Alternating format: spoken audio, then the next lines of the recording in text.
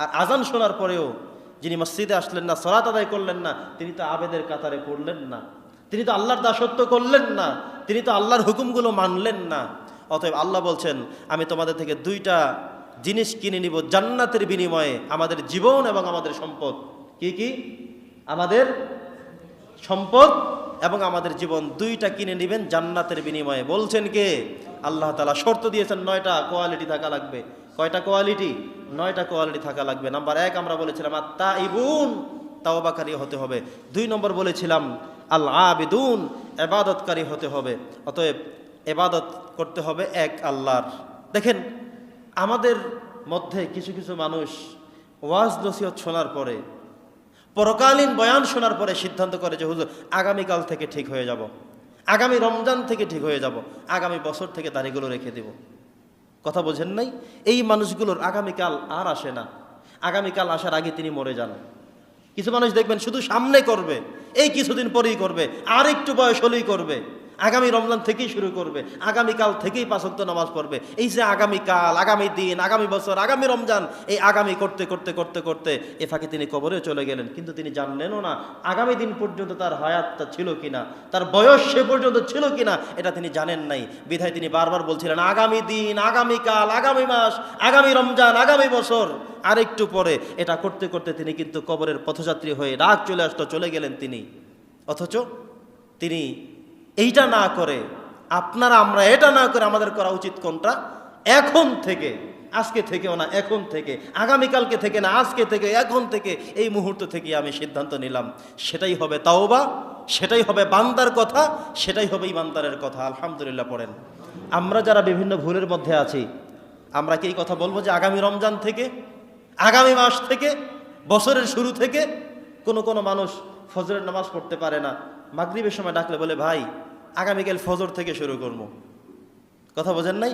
ওনার হিসাব হলো শুরু করতে হবে ফজর থেকে, শুরু করতে হবে ফজর থেকে।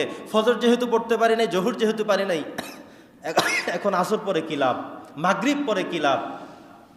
তা আপনাকে ফজর পড়তে নিষেধ করছে কে? আবার জোহর পড়তে কে আপনাকে বাধা দিয়েছে? আসরের সময় এসে আপনি এমন কথা কেন বলেন? আপনি এখন একেবারে খুব সুন্দর একটা ফতুয়া ছেড়ে দিলেন, ভাই ফজরের নামাজ পড়তে যেহেতু পারি নাই এই জন্য আর পড়তে মন চায় না। কিছু মানুষ আমার সাথে এমন কথা হয় যে হুজুর ফজর পড়তে পারি না, এই জন্য আজকে আর নামাজ পড়বো না। কথা বোঝেন নাই? অথচ একজন মানুষ যদি মসজিদে এসে দেখে ইমাম সাহেব নামাজ আদায় করছেন জামাতের সাথে, তিনি যদি রুকু অবস্থায় পান রুকুতে ধরবেন, সাজদায় পান সাজদায় ধরবেন, বসা অবস্থা পায় বসে যাবেন, যেই অবস্থা পায়, যখন পায়, যেমন পায় তিনি তেমন দিয়ে শুরু করবেন, আরেকটু পরে করবেন, বসলে তারপরে ধরবেন, দাঁড়াইলে তারপরে একসাথে করবেন। এইটা বলার কোনো সুযোগ নাই, এত এক অনিশ্চয়তার বিষয়। আরে মানুষ সেজদায় গিয়েছে, সেখান থেকে আর উঠতে পারে নাই, ওখানেই তার ইন্তেকাল ঘটে গিয়েছে। এমন খবর কি পান নাই আপনারা? দাঁড়িয়ে আছে, নামাজ আদায় করবে, এখনো শেষও করতে পারেনি, তার আগে তিনি ধপাস করে পড়ে শেষ, এখানেই এখানেই, আর নেই। সাজদে গিয়েছেন আর উঠেন না, রুকুতে গিয়েছেন রুকু থেকেই পড়ে গেছে, তিনি আর নেই। তো আপনি কি করে মনে করলেন যে উনি? ম্যাক্সিমাম মানুষদেরকে এমন দেখেছি না জানার অভাবে মসজিদে এসেছেন, দেখলেন ইমাম সাহেব রুকু থেকে দাঁড়ায় গেছে, এবার উনি চিন্তা করলেন যে না, যেহেতু রুকু থেকে দাঁড়ায় গেছে, রাকাতেইরা পাইনি, আমি দাঁড়াইয়া থাকি, উনি যদি বসেন তাইলে বসবো, আর যদি উনি আবার শেষ করে উঠা দাঁড়ান তাহলে সেখানে ধরবো, শুরু থেকে ধরবে উনি। এইটা বলা হয়নি। আপনি যেখান থেকে পান সেখান থেকে শুরু করবেন। আপনি দেখলেন ইমাম রুকুতে, চলে যান রুকুতে, দাঁড়ানো আপনি দাঁড়াইয়া যান, রুকু থেকে উঠে দাঁড়িয়েছেন, আপনি আল্লাহু আকবার বলেন, সেই সাজদা দিতে থাকেন, সব করতে থাকেন, রাকাত গোনা হবে না এইটা, যেহেতু রুকু ছুটে গেছে। কিন্তু যে অবস্থায় পাবেন সে অবস্থায় ধরবেন, দাঁড়ায় থাকবেন, তামসা চাইবেন, তারপরে ধরবেন, এটা বলার কোনো সুযোগ নাই। কারণ আমি জানি না এই যে সাজদা দেওয়ার পরে ইমাম যে সাজদা দিয়ে উঠবেন সেই মুহূর্ত পর্যন্ত আমার হায়াত লিপিবদ্ধ আছে কি না, নাকি তার আগে আমি পিছনে ধপাস করে পড়ে যাই। কথা বোঝেন নাই?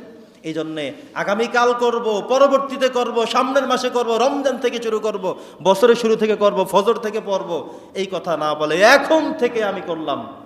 এটা হলো ইমানদারের কোয়ালিটি, বৈশিষ্ট্য। আজকে থেকে, এখন থেকে, এই মুহূর্ত থেকে আমাকে সিদ্ধান্ত নিতে হবে।